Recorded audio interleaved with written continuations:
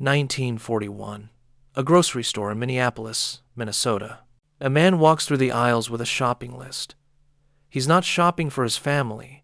He's shopping for the United States Army, and he has a very specific mission. Find foods that won't spoil, that fit in a soldier's pocket, that provide enough calories to sustain a man in combat. For days, maybe weeks. His name is Dr. Ancel Keys. He's a physiologist, and the Army just gave him an impossible task. Invent a portable ration that can feed 16 million soldiers across every theater of war. Keys picks up a box of hard biscuits, some dry sausage, chocolate bars, hard candy, coffee, sugar. He calculates weights in his head, calorie density, protein content, shelf stability. The total cost of his shopping cart? Maybe $5. The number of rations that will eventually be produced from this formula? Over 1 billion. Every paratrooper who jumped into Normandy on D-Day carried 3 of them in his pockets. Every soldier who waded ashore at Omaha Beach. Every tank crew racing across France. Every marine island hopping in the Pacific. They all survived on what Ancel Keys bought at a Minneapolis grocery store in 1941. It's called the K-ration, named after its creator, Keys, and it became the most mass-produced meal in military history. Soldiers loved it. Soldiers hated it, but soldiers ate it every single day, for weeks, for months, some for years. It kept them alive when supply lines were cut, when they were surrounded, when they were deep behind enemy lines with nothing but what they could carry. By 1944, over 105 million K-rations were being produced every month. By 1945, the total reached approximately 1 billion special rations for the entire war effort. 3 meals a day, breakfast, dinner, supper, each in a waterproof box small enough to fit in a cargo pocket, each containing exactly what a soldier needed to keep fighting, not what he wanted, what he needed. The K-ration wasn't gourmet. It wasn't delicious. Veterans will tell you it was monotonous, boring. After a week of eating nothing but K-rations, soldiers fantasized about home-cooked meals, about fresh bread, about anything that didn't come from a wax-coated cardboard box. But it worked. It kept them moving, kept them fighting, kept them alive. And after the war, Ancel Keys went on to live to 100 years old. He proved his own theories about nutrition, about diet, about health. He didn't just invent a ration. He revolutionized military logistics. He saved countless lives in combat. And then he spent the next 60 years teaching the world how to eat healthy and live longer. This is the story of the physiologist who became a baker, the scientist who visited a grocery store and changed warfare forever. This is the story of the K-ration, the meal that won the war, and the remarkable man who invented it. 1 shopping trip, 1 billion rations, 1 extraordinary legacy. To understand why the K-ration was revolutionary, you need to understand the problem it solved. 1941 America is about to enter World War II. The Army is expanding rapidly. Millions of men are being drafted, trained, equipped, and they all need to eat. The existing military rations are inadequate. The C ration consists of 6 cans: meat, vegetables, bread, coffee. It weighs over 5 pounds. It's bulky. It requires a can opener. And it's designed for troops with access to supply lines. But modern warfare is changing. Paratroopers will jump behind enemy lines. Tank crews will race across battlefields faster than supply convoys can follow. Marines will island hop in the Pacific with no infrastructure. Mobile units will operate for days without resupply. They can't carry 5-pound rations. They need something lighter, smaller, more portable, but still nutritious enough to sustain combat operations. The Army Quartermaster Corps is desperate. They turn to scientists, nutritionists, Physiologists. They need someone who understands not just food, but human metabolism under extreme stress. They find Ancel Keys. Keys is not your typical scientist. Born in 1904, he's the nephew of silent film star Lon Chaney. He spent his youth working in lumber camps, gold mining. He even sailed to China on a freight ship. But he's brilliant. PhD in zoology, second PhD in physiology. By 1941, he's running the Laboratory of Physiological Hygiene at the University of Minnesota. He studies how the human body uses energy, how nutrition affects performance, how to keep people alive in extreme conditions. The Army asks him to solve their ration problem. They need something that fits these criteria. Must weigh less than 30 ounces, must fit in a soldier's pocket, must not require cooking or refrigeration, must provide at least 2,800 calories per day, must include protein, fat, carbohydrates, must be psychologically satisfying enough that soldiers will actually eat it, and it has to be cheap enough to mass produce. Millions of them, maybe billions. Keys accepts the challenge. He secures funding, $10,000 from William Wrigley, the chewing gum magnate. He contacts the Cracker Jack Company, asks them about their waterproof packaging technology. Then he goes shopping. A Minneapolis grocery store, 1,941. Keys walks the aisles with military precision. He's not buying ingredients for a recipe. He's buying components for survival. Hard biscuits, high calorie density, long shelf life, won't crumble easily. Dry sausage, protein, fat, doesn't require refrigeration. Hard candy, quick energy, morale boost. Chocolate, calorie dense, psychologically comforting. Instant coffee, caffeine, warmth, familiarity. He calculates as he shops. This combination provides 2,830 calories, 79 grams of protein, adequate fat and carbohydrates, and it weighs exactly 28 ounces. He packages everything in 3 small boxes, one for each meal: breakfast, dinner, supper. Each box is wax-coated cardboard, waterproof, durable, pocket-sized. He tests his creation on volunteers at the University of Minnesota, young men, healthy, active. He has them eat nothing but his experimental ration for 3 days. Then he measures their weight, strength, endurance, mental acuity.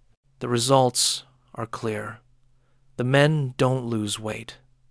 They don't lose strength. They remain alert and functional. It works. Keys presents his findings to the Army. May 1942. The Army approves immediate procurement. They name it the K-ration, K for Keys. Production begins, and what started as a $5 shopping trip in Minneapolis is about to feed 16 million American service members across every theater of World War II. The most successful military ration in history, invented by a physiologist who understood something simple but profound. Soldiers don't need fancy food. They need fuel. And if you give them the right fuel, they can do anything. May 1942.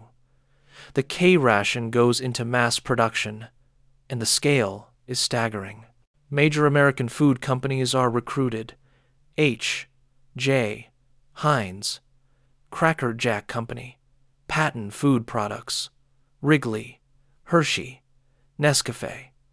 Every component needs a manufacturer. Every box needs to meet exact specifications. 3 meals per day, 3 separate boxes, each color coded for easy identification. Brown for breakfast, green for dinner, blue for supper. Let's open them. Let's see what a soldier ate. Every day, for weeks, for months. Breakfast unit. You tear open the brown box. Inside, a can of chopped ham and eggs, 4 hard biscuits, a compressed fruit bar, a packet of instant coffee, sugar tablets, a stick of chewing gum, 4 cigarettes, matches, a tiny wooden spoon, dinner unit, the green box, a can of processed cheese or canned meat, 4 biscuits, hard candy, a packet of lemon powder for your canteen, sugar, gum, 4 more cigarettes, matches, supper unit, blue box, canned meat, loaf or sausage, biscuits, bouillon cubes, a chocolate bar, toilet paper, gum, cigarettes, and a P38 can opener. Each box weighs about 9 to 10 ounces. Total daily ration, 28 ounces, 2,830 calories, everything a soldier needs to survive. By 1944, production reaches unprecedented levels. Over 105 million K-rations manufactured every single month. The logistics are mind-boggling. Millions of cans, millions of boxes, millions of chocolate bars, cigarettes, coffee packets. American factories run around the clock. Women work assembly lines, packaging K-rations, sealing boxes, loading crates. These rations are shipped to Europe, to the Pacific, to North Africa, to every corner of the globe where American soldiers are fighting. June 6, 1944. D-Day, the largest amphibious invasion in history. 13,000 paratroopers jump into Normandy in the hours before dawn. Each man carries 3 to 5 days of K-rations in his pockets and pack. They land scattered across the French countryside, cut off from supply lines, surrounded by German forces. The K-rations keep them fighting. No hot meals, no field kitchens, just the waterproof boxes they carried from England. At dawn, 156,000 Allied troops stormed the beaches. Omaha, Utah, Gold, Juneau, Sword. They wade through surf, dodge machine gun fire, scramble over obstacles. In their pockets, K-rations, waterproof boxes that survive the seawater, that can be eaten cold, that don't require cooking or preparation. For the first days after D-Day, as soldiers fight through hedgerows and push inland, K-rations are their only food. Field kitchens can't reach the front lines. Supply convoys are stuck on the beaches. But every soldier has 3 days of food on his person. They eat breakfast from a brown box while huddled in a foxhole, dinner from a green box while advancing through a Norman village, supper from a blue box while digging in for the night. The same meals, day after day. Brown box, green box, blue box. Repeat. In the Pacific, it's worse. Marines island hop across the ocean. Tarawa, Peleliu, Iwo Jima, Okinawa. There are no supply lines, no infrastructure, just what you can carry in an amphibious assault. K-rations go ashore in the first wave. Marines fight for weeks in jungles and on volcanic rock, living on 3 small boxes per day, 28 ounces of food. That's all that stands between them and starvation. Tank crews racing across France in the summer of 1944 don't have time to stop for hot meals. They eat K-rations on the move, opening boxes while driving, chewing biscuits while scanning for German positions. Infantry advancing through Belgium in the winter of 1944 to 1945 eat frozen K-rations. The chocolate bars are rock hard. The coffee requires melted snow. But it's food. It's calories. It's survival. And the soldiers, they have opinions. Some love the cigarettes, a few precious minutes of calm in the chaos of war. Some love the chocolate, a reminder of home, a small pleasure in hell. But most are sick of K-rations after the first week. The biscuits are too hard. The canned meat is tasteless. The same meals, day after day after day, become psychological torture. Veterans will later recall fantasizing about home-cooked meals, about fresh bread, about anything that doesn't come from a wax-coated box. Some soldiers get creative. They trade components, swap chocolate for coffee, cigarettes for extra candy. They try to heat the cans over small fires, mix the bouillon with coffee for variety. Others calculate. A K-ration provides 2,800 calories, but a soldier in combat burns 4,000 or more.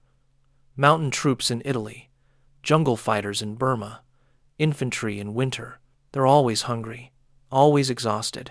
The K-ration was designed for 15 meals maximum, 5 days of emergency use, but soldiers live on them for weeks, months. Some eat nothing but K-rations for the entire European campaign. Post-war surveys ask veterans about the K-ration. The responses are mixed. Some appreciate that it kept them alive. Others swear they never want to see another one as long as they live. But here's the undeniable truth. It worked. Paratroopers operated behind enemy lines for days because of K-rations. Tank crews raced across Europe because they didn't need supply convoys. Marines took Pacific Islands because they could carry everything they needed. The K-ration enabled mobile warfare. It gave American forces flexibility their enemies didn't have. German soldiers relied on field kitchens, supply columns.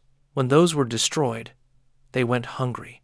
American soldiers carried their food with them. 3 boxes, 3 meals. Every day, no matter where they were, no matter how far from supply lines.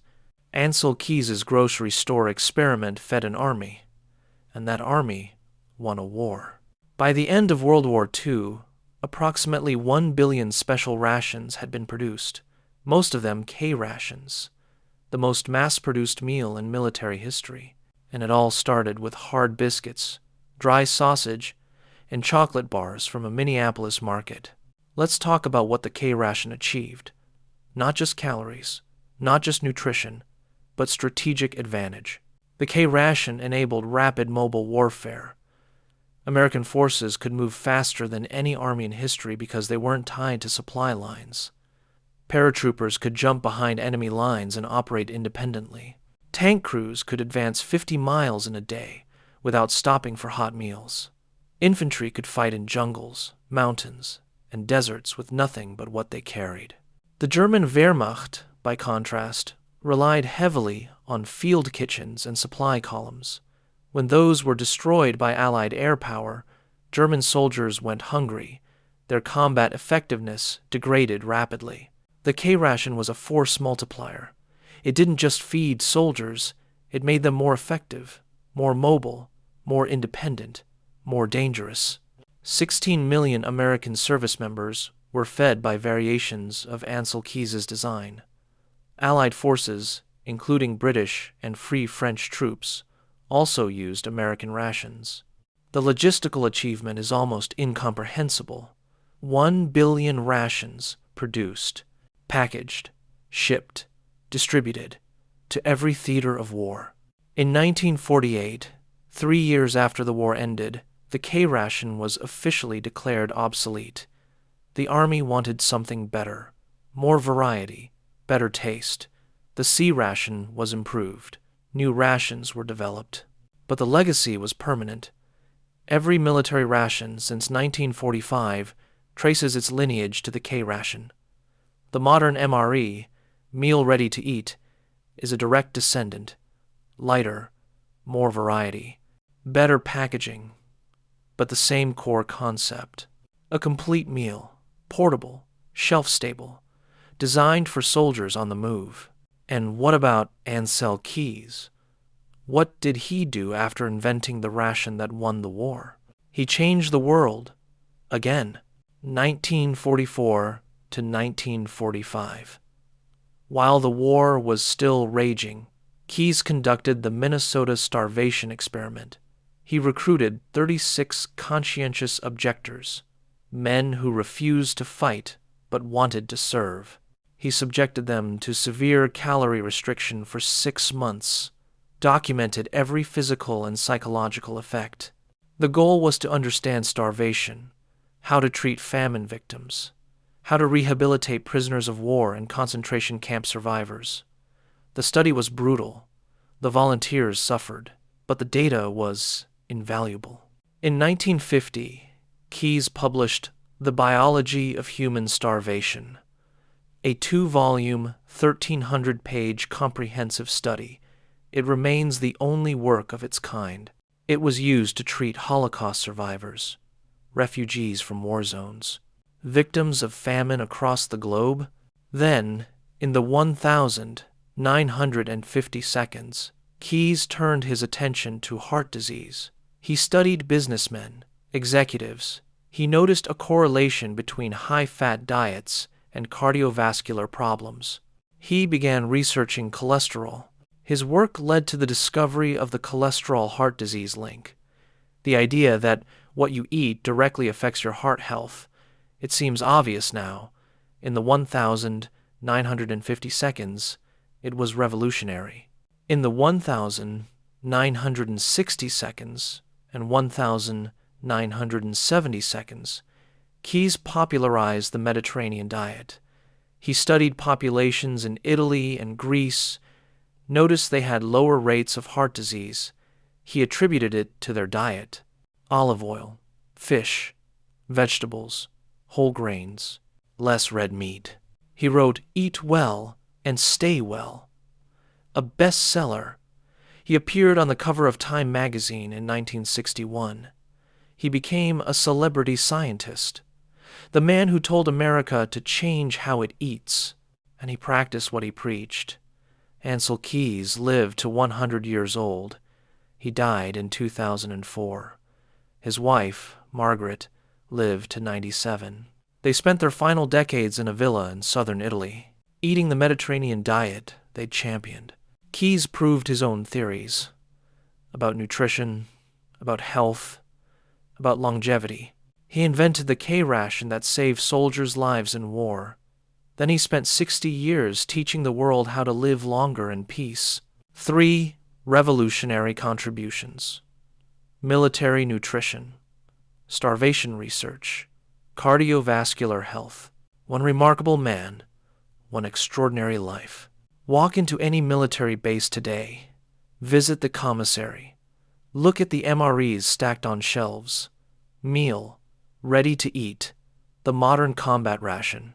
There are 24 varieties now: beef stew, chicken fajitas, vegetarian pasta, desserts, beverage powders, condiments. Each one comes in a durable plastic pouch, includes a flameless heater, provides 1,250 calories per meal. Soldiers today complain about MREs just like World War II soldiers complain about K-rations. Too monotonous, not enough variety, the same meals week after week. Some things never change, but the lineage is undeniable. The MRE is the K-ration's descendant. The same principle: a complete meal, portable, shelf-stable, everything a soldier needs to survive in the field. In Afghanistan and Iraq, American soldiers carried 72-hour rations, 3 days of food, just like paratroopers on D-Day. The technology improved, the packaging evolved, but the concept remained identical. Ancel Keys grocery store solution from 1941. The K-ration's influence extends beyond the military. Disaster relief organizations use military-style rations. FEMA distributes them after hurricanes, earthquakes, floods. Humanitarian aid groups send them to refugee camps. Backpackers and preppers stockpile them for emergencies. The idea that you can pack complete nutrition into a small, portable, shelf-stable package revolutionized not just military logistics, but emergency preparedness worldwide. Collectors today prize authentic World War II K-rations. Unopened boxes sell for hundreds of dollars. Reenactors seek reproduction K-rations for historical accuracy. Museums display them as artifacts of military history. The wax-coated cardboard boxes that soldiers threw away by the millions are now treasured pieces of history. But the real legacy isn't the rations themselves. It's the principle behind them.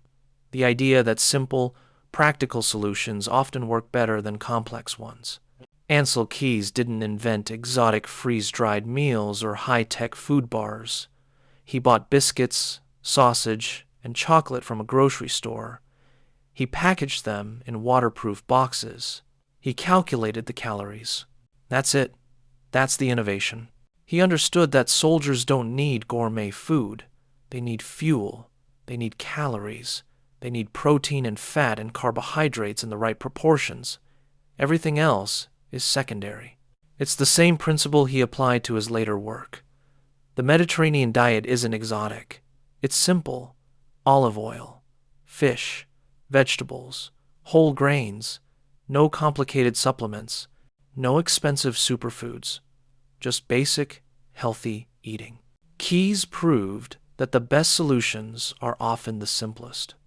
Whether you're feeding an army or preventing heart disease, the fundamentals matter most. He lived that philosophy, died at 100, outlived almost everyone from his generation, proved that his dietary theories worked not just in studies, but in his own life. Today, when nutritionists discuss heart health, they reference Keys's research. When military planners design new rations, they study the K-ration. When historians analyze World War II logistics, they acknowledge that American mobility was partly due to portable rations. One man, one shopping trip, one simple idea. 3 meals in waterproof boxes, 28 ounces, 2,800 calories. That's all it took to feed 16 million soldiers and change military history. The K-ration wasn't perfect. Soldiers complained. It was monotonous, sometimes inadequate, often unappetizing. But it worked. It kept them fighting. It kept them moving. It kept them alive. And in the end, that's all that mattered. Picture this. A World War II soldier sits in a foxhole. He's exhausted, hungry, cold. He tears open a brown box. Breakfast. Ham and eggs from a can. Hard biscuits. Coffee. Cigarettes. It's not home. It's not mom's cooking. But it's food. It's energy. It's survival. And somewhere, decades later, an elderly man in Italy smiles. He's 100 years old. He invented that ration. He saved those lives. He changed that war. Then he changed the world again. Ancel Keys, the physiologist who became a baker, the scientist who visited a grocery store and fed an army. One shopping trip, 1 billion rations, one extraordinary legacy. That's how you win a war. That's how you change history.